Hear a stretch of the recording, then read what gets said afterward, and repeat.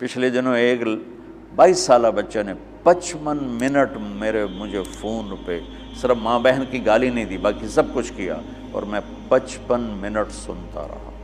ایک ہفتہ میرے سر کا درد نہیں گیا۔ 55 منٹ، اور 22 سال کا ان پڑھ نوجوان وہ بکواس کرتا گیا، اور میں 55 منٹ میں سنتا ہی رہا۔ ہر تھوڑی دیر بعد میں کہتا بیٹا کو ٹھنڈے تو ہو جاؤ، کوئی ہنس کے تو دکھا دو، کوئی آؤ، کوئی پیار محبت کی بات بھی کر لیں۔ آخر میں جا کر کہنے لگا ایک بات ہے کہ آپ کا صبر بہت بڑا ہے، آپ نے مجھے بہت برداشت کیا۔ دعوت دینے میں داعی ذلیل ہوتا ہے، جس کو دعوت دی جا رہی وہ اس کو ہم احترام دیتے ہیں، عزت دیتے ہیں۔ شرابی آ رہا ہے ہم عزت دے رہے ہیں، جواری آ رہا ہے، زانی آ رہا ہے، سود خور آ رہا ہے، تشریف لائیے بیٹھ جائیے۔ تو تیسری بات یہ چاہتا ہوں کہ آپ کا تبلیغ میں جانے کا جو جذبہ ہے وہ نبیوں والا ہو۔ یہ بات کے جذبے بنے ہیں، پڑھانے بیٹھ جاؤں، پڑھنے بیٹھ جاؤں، کتاب لکھوں، کوئی کہیں ممبر پہ بیٹھ جاؤں، کہیں خطابت پہ بیٹھ جاؤں، کہیں درس قرآن مل جائے، کہیں دارالافتاء مل جائے، یا کسی شیخ کا مرید ہو جاؤں تو مجھے خلافت مل جائے تو اور میری پیری مریدی بھی چل جائے۔ یہ بہت بات کے جذبے ہیں۔ میرے نبی اور صحابہ تھا کبھی عرش پر کبھی فرش پر، کبھی ان کے در کبھی در بدر، غم عاشقی تیرا شکریہ میں کہاں کہاں سے گزر گیا۔ کہیں راستوں میں تنہا، کہیں ہوں ورود صحرا، میں جنوں کا ہم سفر ہوں، میرا کوئی گھر نہیں ہے۔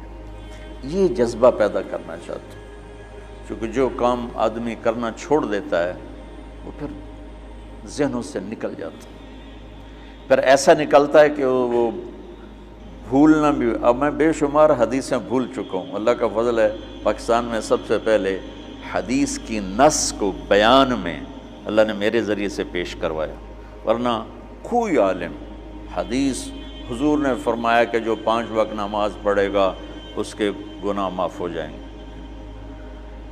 اس طرح تو بیان ہوتی تھی، لیکن اس کو اس کی نص کے ساتھ من قام رمضان ایمانا و احتسابا غفر له ما تقدم من ذنبه۔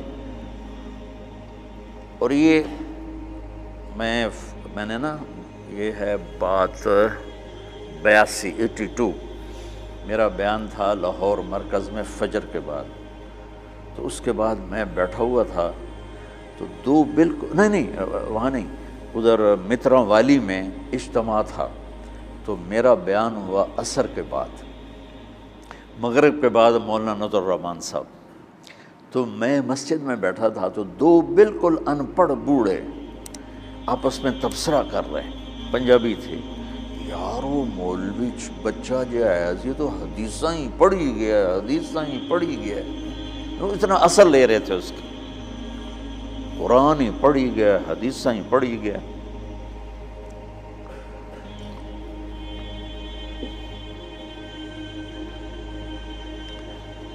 تو تمہارے تبلیغ میں جانے کی بشاشت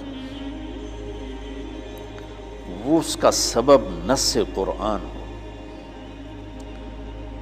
اور فرمان رسول ہو۔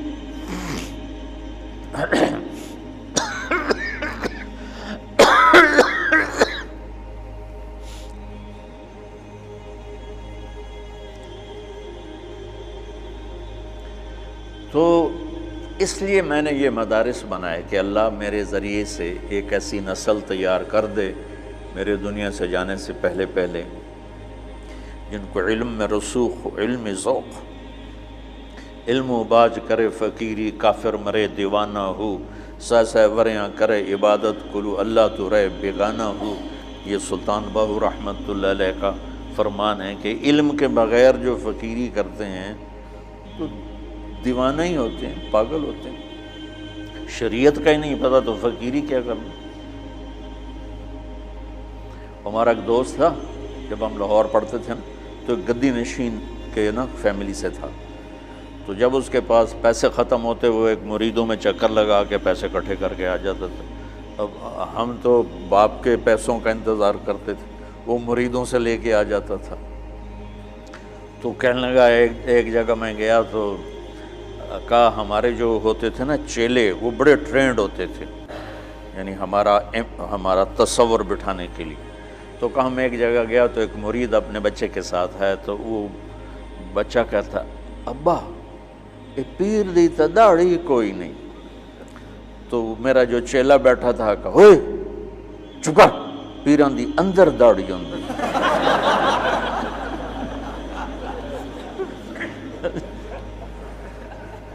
پیران دی اندر داڑھی ہوندی۔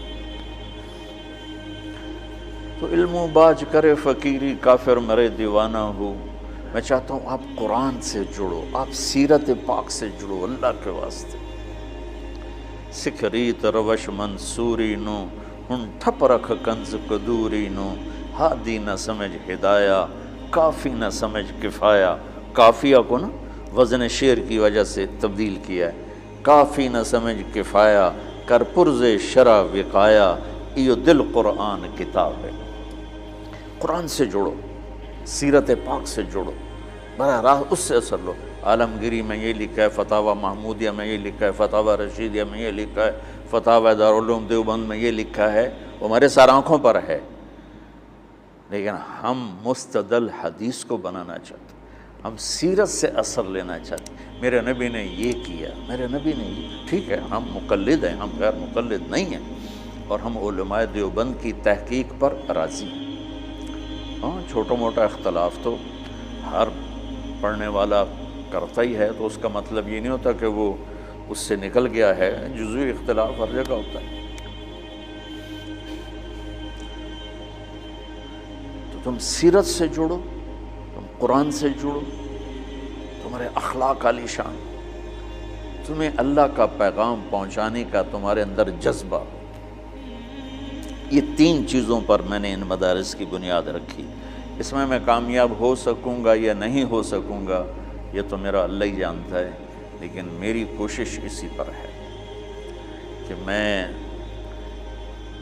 چونکہ ہماری نسل جو آج مدارس سے تیار ہو رہی ہے وہ انتہائی منفی ذہن کی تیار ہو رہی ہے، اور ایک بچہ معصوم ذہن کے ساتھ آتا ہے اور 11 سال 15 سال کے بعد جس بھی مکتب فکر سے وہ نکلتا ہے وہ باقی سب کی نفرت لے کے نکلتا، اس کے دل میں کسی کے لیے محبت اور ہمدردی نہیں ہوتی۔